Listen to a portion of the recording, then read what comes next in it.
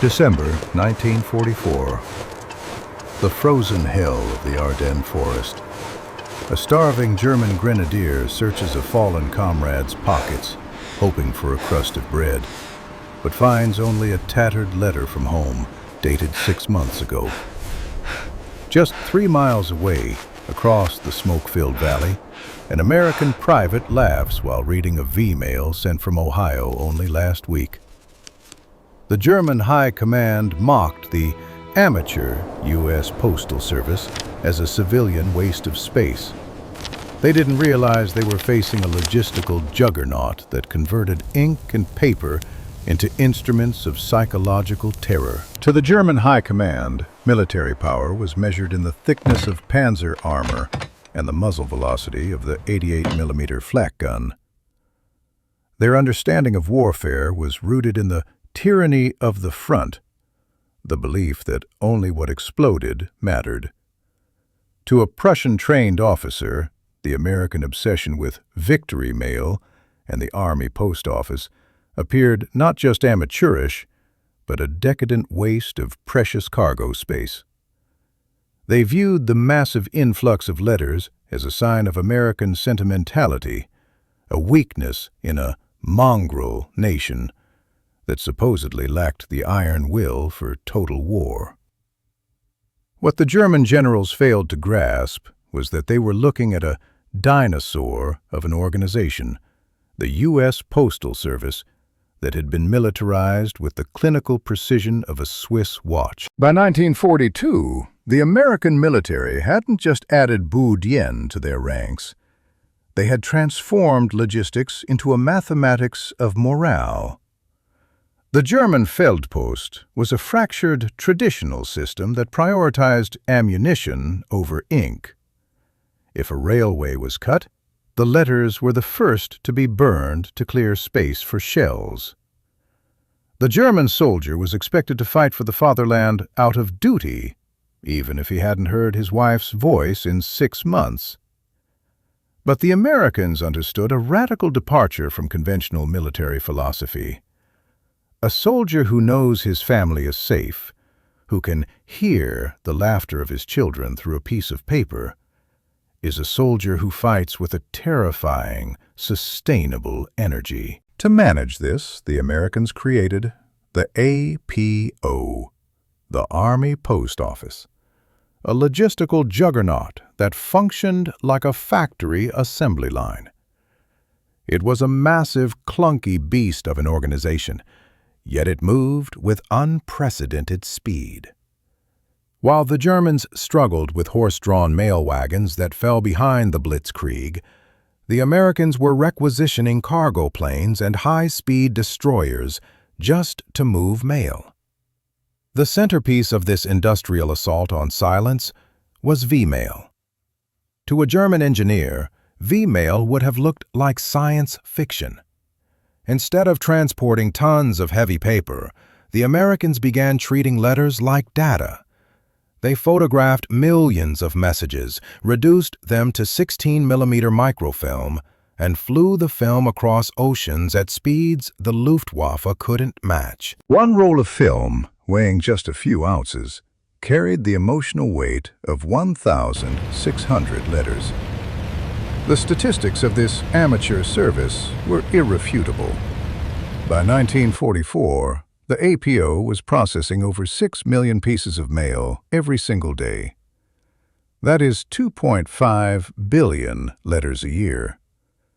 The American machine had converted a civilian luxury into a strategic weapon. They didn't just build a supply line for fuel. They built a supply line for hope. General Major Siegfried Westphal, studying the collapse of German morale in the West, would later realize the mistake. The Americans weren't just supplying their men with superior tanks. They were supplying them with a connection to a world that was still whole. While the German soldiers starved for a single word from home, the American private was eating chocolate and reading a letter sent only days ago. The ugly duckling of the bourdienne had become an instrument of war that the Wehrmacht's finest minds had never conceived possible. They had mastered the art of destruction, but they had completely ignored the industrial logic of the human spirit. And as the letters flooded the front lines, the Germans began to understand a bitter truth. You cannot defeat an army that carries its entire civilization in its pocket. While the American military was perfecting the mathematics of morale, the German Feldpost was disintegrating into a symphony of administrative chaos. To the Oberkommando der Wehrmacht, a soldier was a biological component of a weapon system. He required calories and cartridges, not sentiments. German military science had meticulously calculated the weight of every shell, yet they completely ignored the weight of a lonely mind.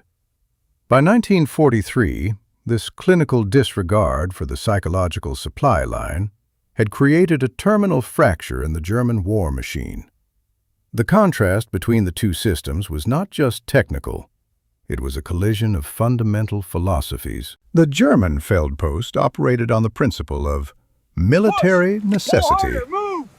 In their world, mail was a low-priority cargo that traveled on horse-drawn wagons or overcrowded railway boxcars. When the Soviet winter set in, or the Allied bombers shattered the rail lines, the letters were the first items to be abandoned. Tens of thousands of bags containing the final words of mothers and wives sat rotting in rain-soaked depots at Smolensk and Lyon because the logistics officers refused to waste a truck on paper. The American machine, by contrast, operated on the principle of industrial continuity. To Nimitz and Eisenhower, a letter from home was as vital as a gallon of high-octane fuel. They didn't just hope the mail would arrive, they engineered its arrival. While the Germans were still relying on 19th century distribution methods, the Americans were requisitioning frontline bombers to serve as mail carriers. If a unit was advancing at 40 miles a day, the APO didn't just send the mail to their last known position. They predicted their future location and had the mail waiting for them when they arrived. The mathematics of abandonment on the German side was devastating. During the retreat from France, the Wehrmacht burned millions of letters to prevent them from falling into enemy hands. To the German High Command, this was a minor clerical loss. To the soldiers in the foxholes, it was the final severing of their connection to reality. They were fighting for a fatherland that felt increasingly like a ghost, while the Americans were fighting for a family that spoke to them every Tuesday. This was the sin of perfection in German logistics.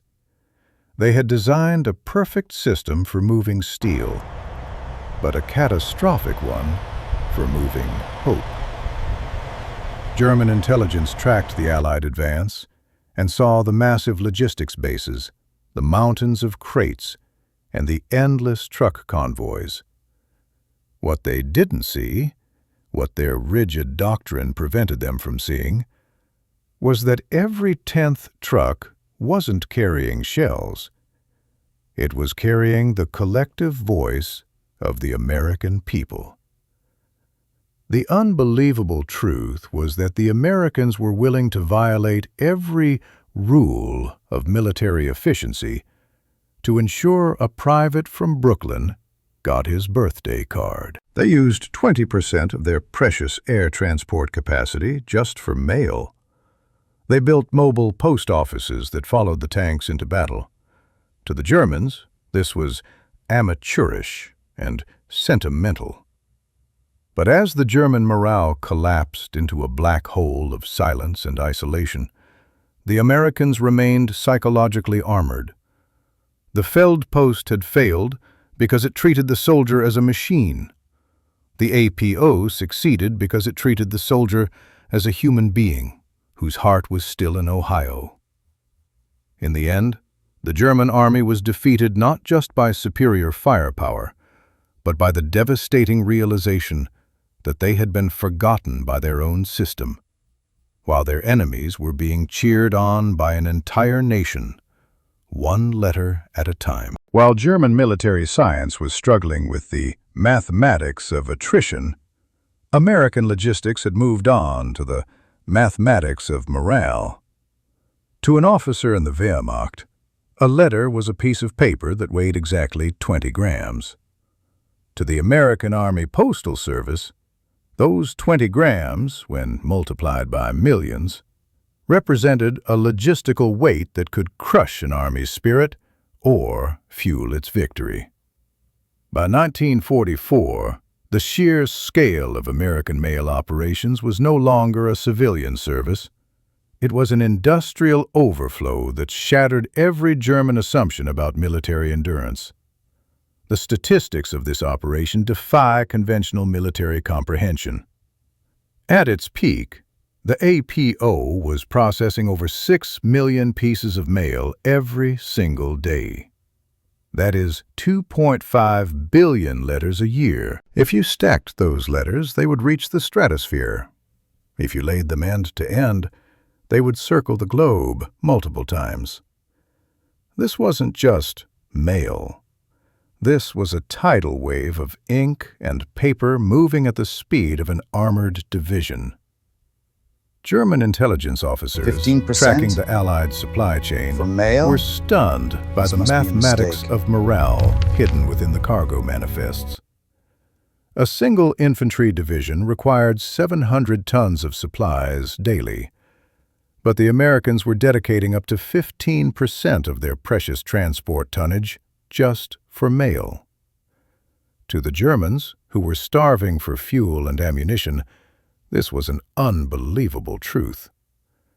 They burn more gasoline moving letters, one German report noted, than we allocate to entire panzer divisions. But the true genius of the American machine was the V-mail system, an industrial solution to a human problem. The Americans realized that paper was heavy, bulky, and inefficient. So they applied the same prefabrication logic used in their shipyards to the Postal Service. They treated letters like data. The technical specifications of V-mail were clinical. Using 16mm microfilm, the Americans could condense 1,600 letters onto a single roll of film weighing just a few ounces. This reduced the cargo weight of mail by a staggering 98%. What would have required 37 mail bags now fit into a single small box. At the front lines, massive mobile processing units, industrial dinosaurs of photography, would develop and print the letters back onto paper at a rate of 2,000 per hour. This was the carelessness of infinite resource applied to the human heart. While German soldiers waited months for a single Feldpost letter that often arrived water-damaged or censored into oblivion, the American private was receiving V-mails that were crisp, clean, and delivered with the reliability of a factory line. General Major Walter Vlamont, observing the sheer volume of mail handled at American supply depots, realized that Germany had lost the psychological war. The Americans hadn't just built a better tank, they had built a better connection to the world they were fighting for.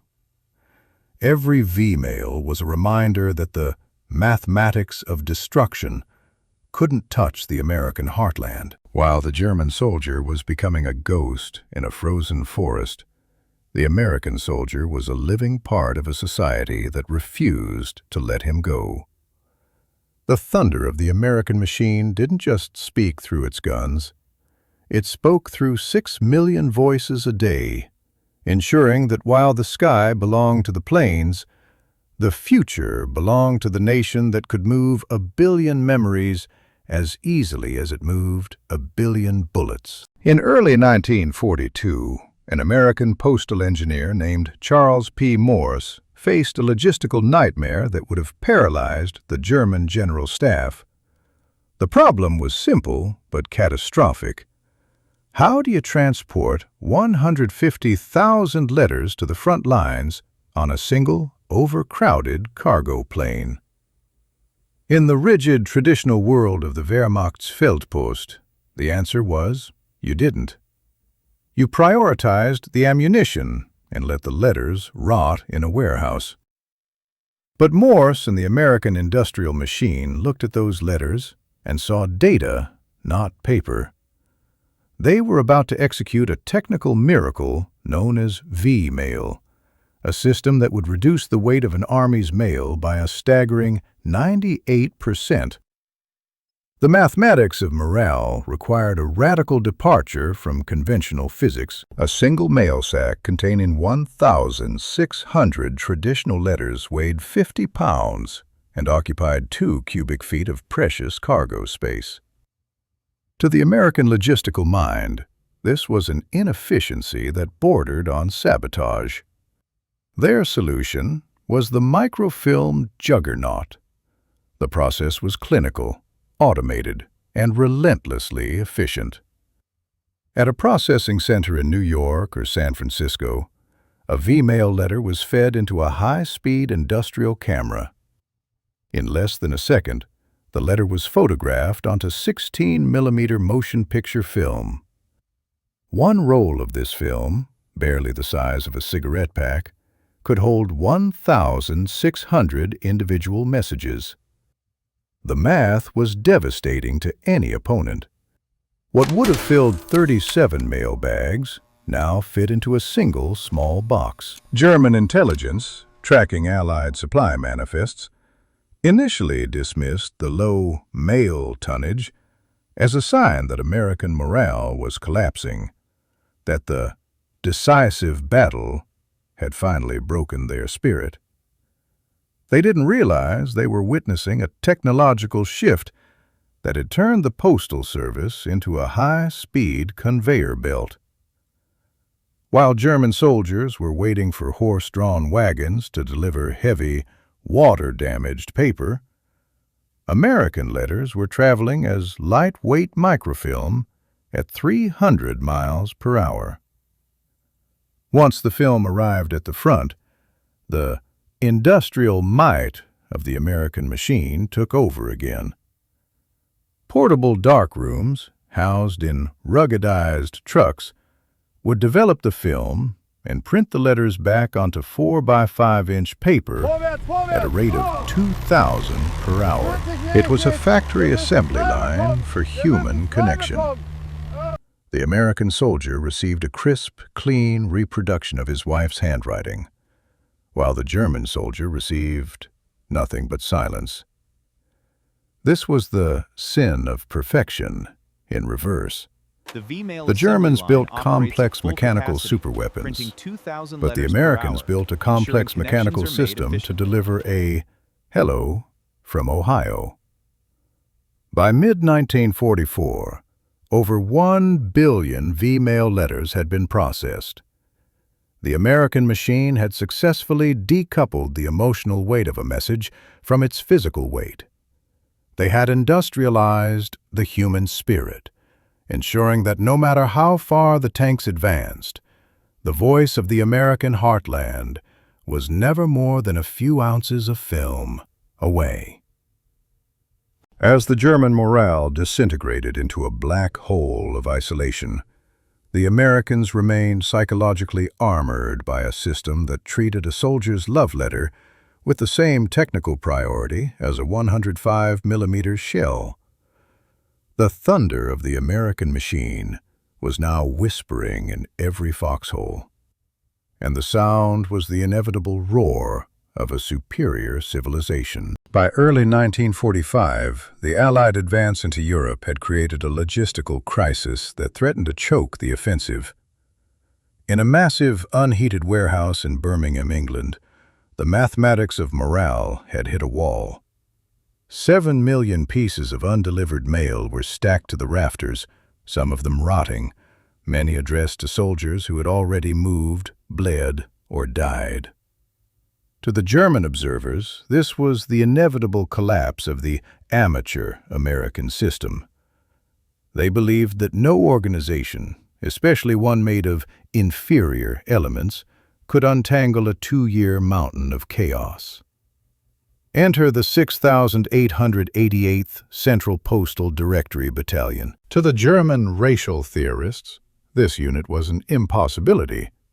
855 African-American women sent into a war zone to solve a problem that white male officers had deemed unsolvable. But the 6,888 didn't arrive with sentiment. They arrived with industrial logic. They looked at the mountain of 7 million letters and saw a production line problem. The conditions were prehistoric. The warehouse windows were blacked out to prevent air attacks. The air was thick with the smell of damp paper and rats, and the temperature was near freezing. But the 6,888th didn't wait for better conditions. They implemented a 24-hour, 3-shift rotation that turned the warehouse into a high-speed data processing plant.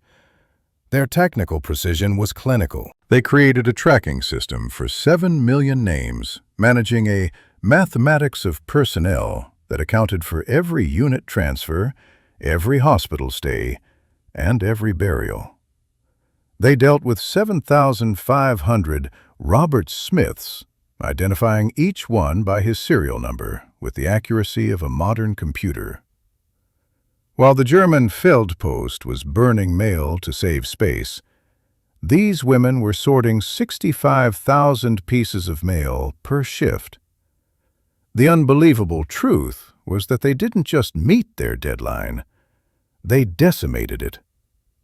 The US Army had given them 6 months to clear the backlog.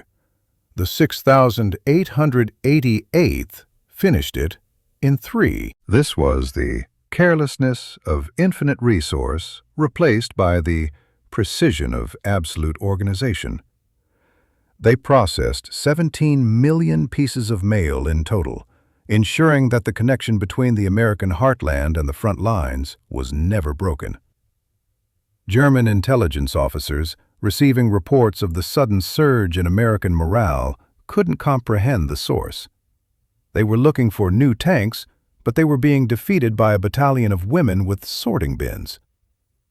The 6,888th proved a fundamental American truth that shattered Nazi ideology. That efficiency isn't born from racial purity, but from organized diversity and a refusal to accept the impossible. They turned a warehouse into an instrument of war, proving that in the American machine, a Butah with a sorting stamp was as vital to victory as a gunner with an .88. By the time the last letter left Birmingham, the German spirit was starving in the dark, while the American soldier was holding a piece of home, delivered by a unit that the Empire had mocked, but the mathematics of victory would never forget. In the winter of 1944, German POWs, standing behind the barbed wire of camps in France, began to witness a phenomenon that was more demoralizing than any artillery barrage. They watched the American amateurs who had just stepped off the front lines. These Americans weren't cleaning their rifles or studying maps. They were sitting on the hoods of their GMC trucks, tearing into packages of homemade cookies and reading letters from Ohio that had been mailed only days before. For the German soldier, this was the ultimate psychological demolition. The Wehrmacht's Feldpost had become a ghost system, a fractured relic of a dying empire. Letters from Berlin or Munich were taking 6 months to reach the front, if they arrived at all. Most were burned in retreating supply wagons, or left to rot in mud-soaked depots because the German High Command refused to waste fuel on paper. The German soldier was fighting in a vacuum of silence, a biological component in a machine that had forgotten his name. The Americans, however, were operating on a different industrial plane. To them, the connection between the soldier and his home was a strategic resource, as vital as high-octane gasoline. This was the carelessness of infinite resource, rendered as a psychological weapon. German Obergefreiter Hans Müller, captured during the retreat from the Seine, recorded his observations in a diary that later stunned Allied intelligence. He watched an American private receive a box of chocolates and a letter from his mother while sitting in a foxhole. "They do not fight for a Führer or a mystical destiny," Müller wrote. "They fight because they know exactly what they are going home to. They know their families are eating white bread and driving cars. We are fighting for a memory that is fading. They are fighting for a reality that is delivered to them every Tuesday in a mailbag." This was the mathematics of morale at its most lethal. The German soldiers began to realize that the laughter of the American troops wasn't just a sign of softness, as Nazi propaganda claimed. It was an instrument of terror. It was the laughter of a civilization so secure in its power and so abundant in its resources that it could move billions of letters across an ocean, while the superior German race was starving for a single word from home. The psychological impact was a total collapse of the German worldview. They had been told America was a decadent, divided nation on the verge of ruin. Yet here were American soldiers, black and white, working together in a logistical machine that functioned with the precision of a factory line. The German prisoners watched the endless convoys of the Red Ball Express and the mountains of mailbags and realized that they weren't just fighting an army. They were fighting a society that had industrialized the human heart. Every V-mail that reached an American foxhole was a hammer blow to German resolve. It proved that the Atlantic was not a barrier, but a conveyor belt. By late 1944, the silence in the German trenches had become a terminal illness. They realized that their high-tech superweapons and their samurai spirit were being drowned by a nation that prioritized a mother's letter Always over remember I'm proud military of you, no matter blackout what. discipline. The final realization for the captured German officers was the most bitter. They had mastered the science of destruction, but the Americans had mastered the science of connection. The Americans hadn't just defeated them with superior tanks or planes. They had outproduced them in humanity. As one German colonel remarked while watching a group of American GIs share a laugh over a comic book from home, "They did not just defeat us with guns, they defeated us with care." The story of the US Army Postal Service is more than just a footnote in military history.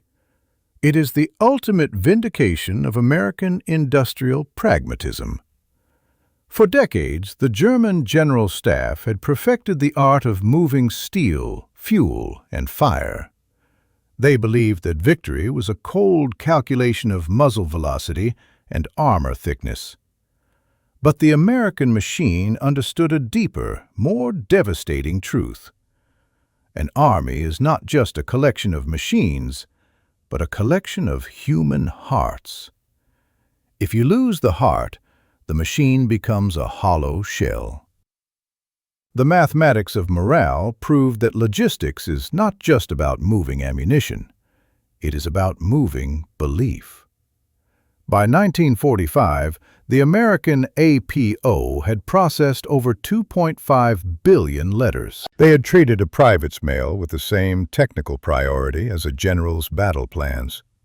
They had deployed microfilm technology, high-speed industrial cameras, and specialized battalions of women to ensure that no matter how deep the tanks pushed into enemy territory, the voice of the American heartland was waiting for them at the next stop. To the German High Command, this was amateurish sentimentality. But while the German soldier was starving in a black hole of isolation, disconnected from his home and his future, the American soldier was psychologically armored. He fought with a sustainable energy because his world was still whole. He wasn't fighting for a fading myth or a dying empire. He was fighting for the reality that arrived in a V-mail envelope every single week. The American system didn't just outproduce the Germans in tanks, they outproduced them in humanity. This industrialization of the human spirit was the secret weapon the Wehrmacht never saw coming. They had built a system designed for a glorious, short battle, while America built a system designed for a long, total war. One relied on the blind duty of the soldier, the other relied on the unshakable connection between the front line and the factory line. As the German military morale collapsed into a silence that smelled of ash and defeat, the American machine continued to roar, fueled by billions of words and the absolute certainty of a nation that refused to let its sons be forgotten. The tragedy of the German soldier was that his government treated him like a gear in a failing clock. The triumph of the American soldier was that his government treated him like a citizen whose connection to home was a strategic priority.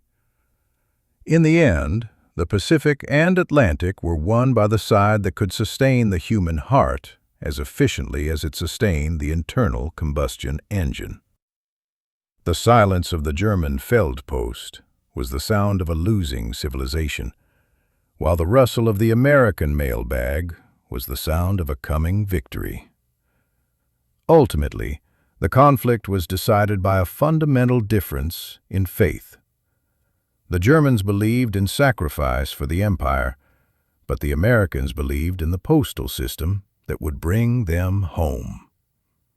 The thunder had spoken, the mail had been delivered, and the future belonged to the nation that kept its people connected. If you want to see how this same logistical obsession turned a desperate fuel crisis into a 24-hour race for victory, click here to watch our next video. The Red Ball Express, how American truckers drowned the Wehrmacht in a sea of gasoline.